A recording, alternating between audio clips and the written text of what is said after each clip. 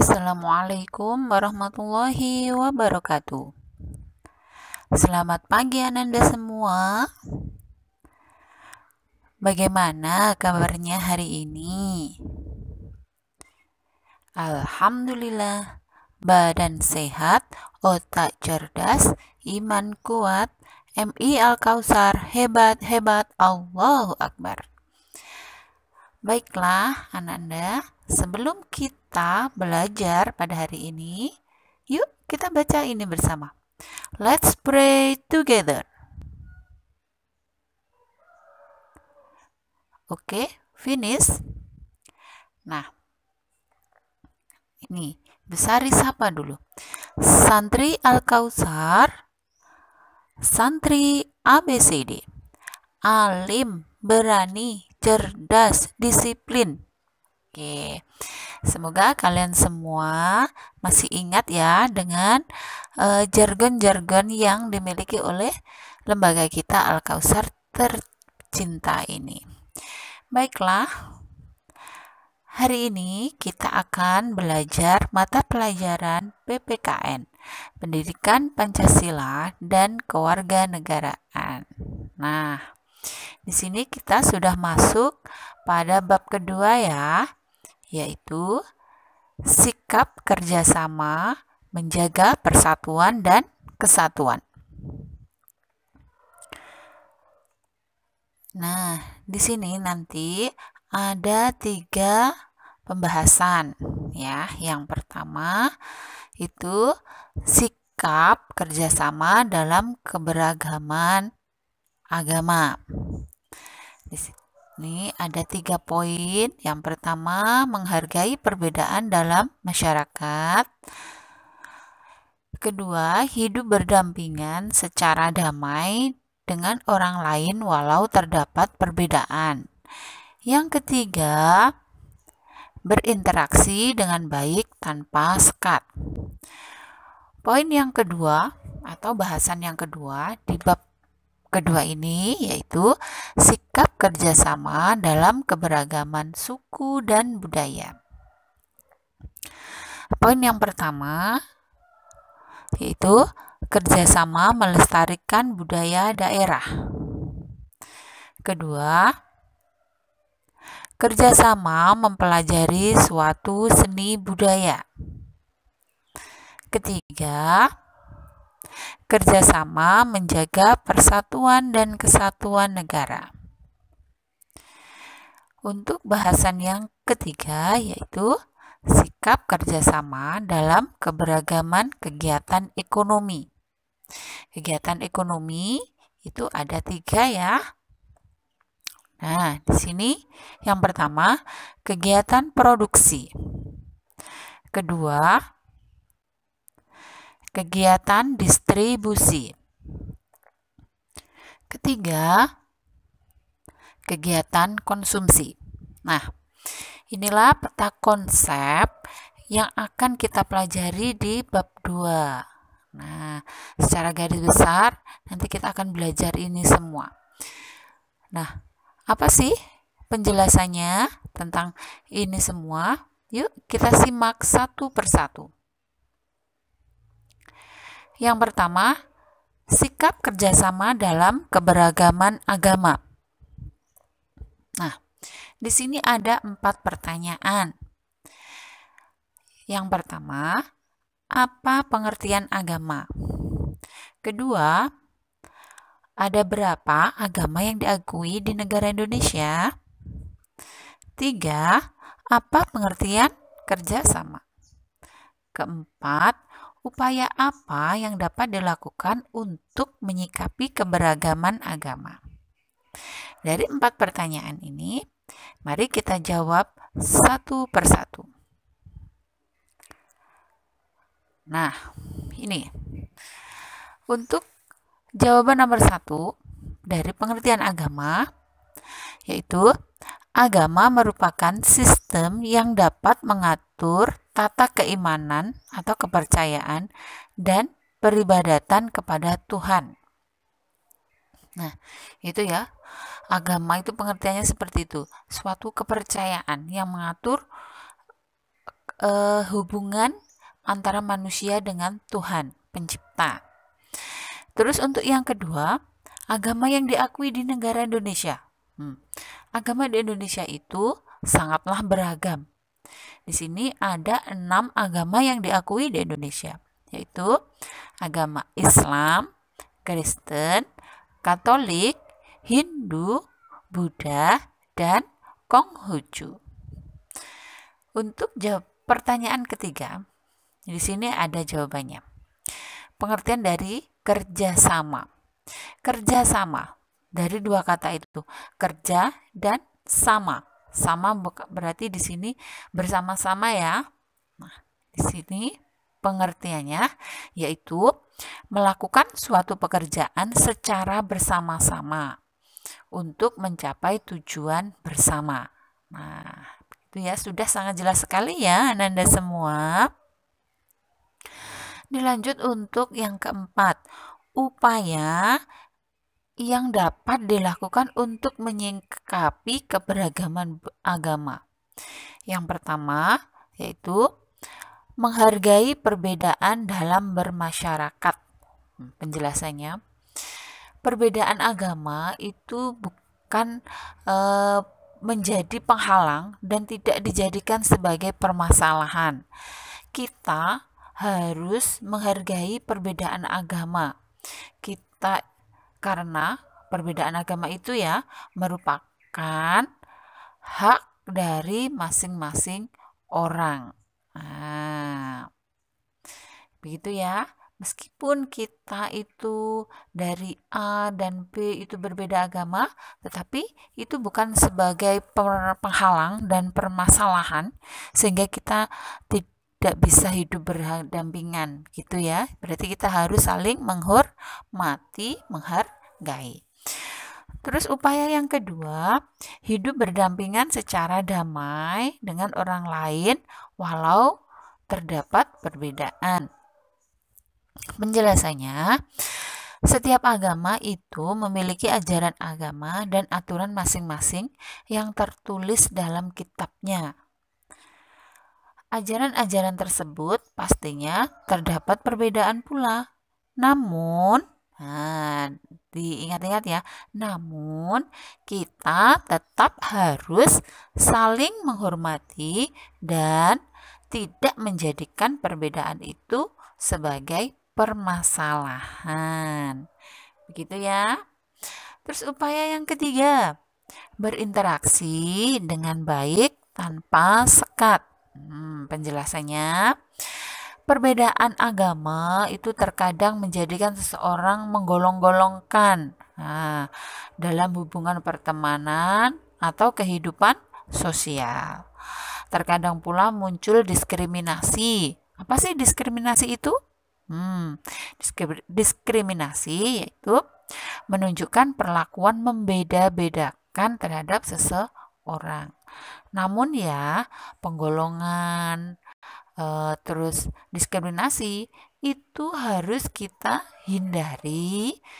Dan bagaimana caranya? Yaitu dengan selalu berinteraksi dengan baik tanpa adanya suatu penghalang apapun. Nah, itulah dari bahasan kita yang pertama tadi ya. Anak-anak, kita lanjut lagi ya. Baiklah. Selanjutnya yaitu sikap kerjasama dalam keberagaman suku dan budaya. Nah, ini seperti peta konsep di awal tadi, ada tiga poin ya pada bahasan kedua. Yang pertama, itu kerjasama melestarikan budaya daerah. Sebelum kita baca bersama-sama, kebudayaan daerah di negara kita itu sangat beragam. Dari Sabang sampai Merauke, dari ujung barat sampai ke ujung timur, itu sangat banyak sekali budaya. Nah, bagaimana cara kita melestarikan budaya daerah itu? Kerjasamanya apa saja? Yuk kita simak bersama ya. itu kerjasama melestarikan budaya daerah. Kita harus saling bekerja sama dalam melestarikannya. Supaya apa? Supaya keberagaman budaya itu dapat selalu terjaga dengan baik tanpa membeda-bedakan dan membanding-bandingkan budaya yang satu dengan budaya yang lainnya. Sangat jelas sekali ya. Kemudian yang kedua, poin kedua, kerjasama mempelajari suatu seni budaya. Penjelasannya begini ya. Agar kita itu dapat mempererat tali persaudaraan antar teman, antar saudara yang berbeda kebudayaan tentunya ya, yaitu dengan saling membantu dan berbagi pengetahuan sehingga menarik untuk mempelajarinya. Di kelas 4 ini ada yang dari luar Jawa? Oh, begini ya maksudnya. Misalkan di sini di kelas 4 ini ada yang dari Kalimantan, kemudian belajar ke Pulau Jawa.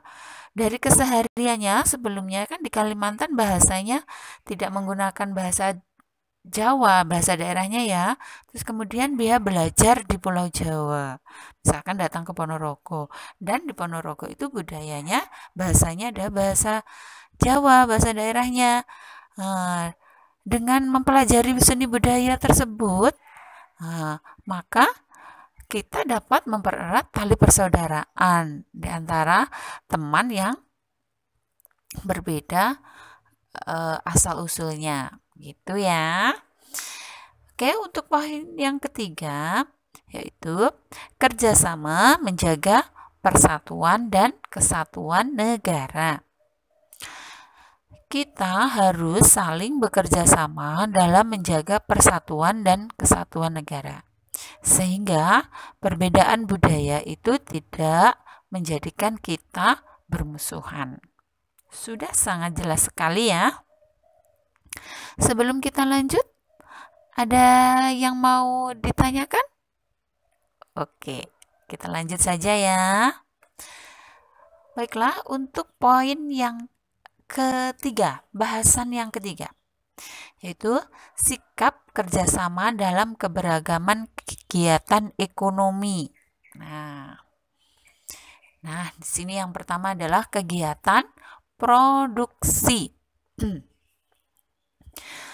Apa sih kegiatan produksi itu? Produksi merupakan kegiatan untuk menghasilkan barang dan jasa. Pelaku kegiatan produksi itu disebut dengan produsen. Tolong dicermati ya. Produksi itu kegiatannya, kalau orangnya, pelakunya itu disebut dengan produsen. Gitu ya. Produksi itu menghasilkan barang dan jasa. Nah, di sini ada seseorang yang membuat tahu, industri tahu. Nah, itu pada pabrik tahu itu menghasilkan barang, ya kan?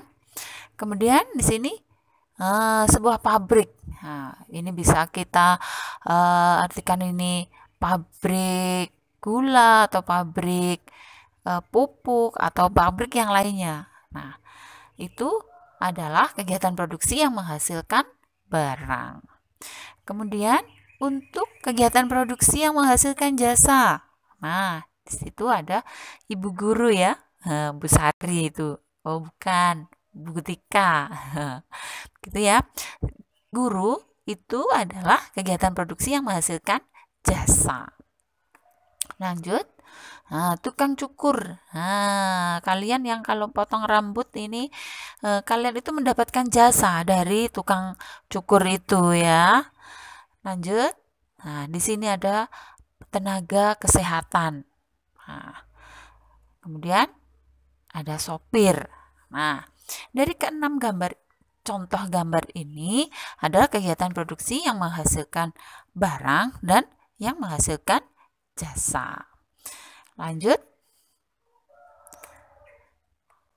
Kegiatan distribusi yang kedua ya. Kegiatan distribusi adalah kegiatan menyalurkan barang atau jasa dari produsen ke konsumen. Nah, penyalurnya gitu ya. Pelaku kegiatan distribusi itu disebut distributor. Nah, tolong dicermati perbedaan antara distribusi dan distributor, begitu ya. Nah, di sini contoh dari kegiatan distribusi ini yaitu pedagang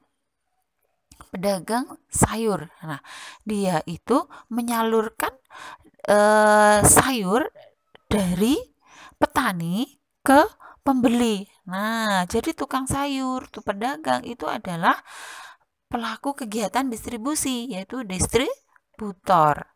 Contoh yang lainnya, nah di sini apotek, toko. Nah, toko itu menyalurkan obat-obatan dari pabrik pembuat obat kepada pengguna obat. Begitu ya, sudah sangat jelas sekali. Lanjut. Nah, ada toko buku. Nah, toko buku ini pun juga menyalurkan barang dan jasa dari pabrik buku, dari pembuat buku kepada para pengguna buku. Seperti kita ini, kita menggunakan buku. Dan yang keempat, di sini ada supermarket. Nah, supermarket itu di sana banyak sekali barang. Barang itu adalah barang yang digunakan, yang akan disalurkan dari pabriknya, dari pembuatnya kepada para pembeli. Nah, itu ya kegiatan distribusi. Semoga dengan adanya gambar ini dapat menambah pemahaman kita semua ya. Lanjut pada kegiatan yang ketiga, yaitu kegiatan konsumsi. Nah, sebenarnya dari penjelasan kegiatan produksi dan distribusi itu kita setidaknya sudah sedikit memahami tentang konsumsi ya. Baiklah, kita akan jelaskan secara lengkapnya ya. Kegiatan konsumsi merupakan kegiatan untuk memenuhi kebutuhan sehari-hari. Nah, terus pelaku kegiatan konsumsi itu disebut dengan konsumen. Berikut perhatikan contoh. Di situ berjajar orang-orang yang antri pada kasir ya. Nah, orang-orang itu adalah para pembeli. Nah, mereka membeli barang untuk digunakan dalam memenuhi kebutuhan hidupnya. Nah, mereka itu semua adalah konsumen. Nah, seperti kita itu kalau beli berarti kita berbelanja, kita menggunakan barang yang kita beli. Nah, kita ini adalah sebagai konsumen. Tentunya kalian semua pernah kan belanja? Oh, ada yang hobi, begitu ya. Lanjut. Nah, di sini ada contoh lagi nih. Sebuah keluarga yang akan menikmati makanan. Nah, untuk memenuhi kebutuhan hidup. Penjelasannya tadi kegiatan konsumsi. Berarti keluarga ini menggunakan menggunakan barang-barang untuk memenuhi kebutuhan hidup. Nah, berarti keluarga ini melakukan kegiatan konsumsi dan mereka itu disebut dengan konsumen. Nah, gitu ya penjelasannya. Dan masih banyak lagi contoh konsumen lainnya, begitu ya. Itu untuk bahasan kita hari ini. Jika masih ada yang mau ditanyakan karena belum dipahami, silahkan nanti ajukan pertanyaan ya kepada gurunya masing-masing. Tuh. Lanjut. Oh, di sini ada oleh-oleh ini ya untuk dipelajari di rumah ya. Sebagai pekerjaan rumah, PR, kerjakan, ayo berlatih pada halaman 21, 23, dan 24. Tentunya ini LKS ya, soalnya nanti dikerjakan pada buku tugasnya masing-masing. Next. Oke, di sini Besari berpesan ya. Jika seseorang itu bepergian dengan tujuan mencari ilmu agama, maka Allah akan menjadikan perjalanannya seperti perjalanan menuju surga.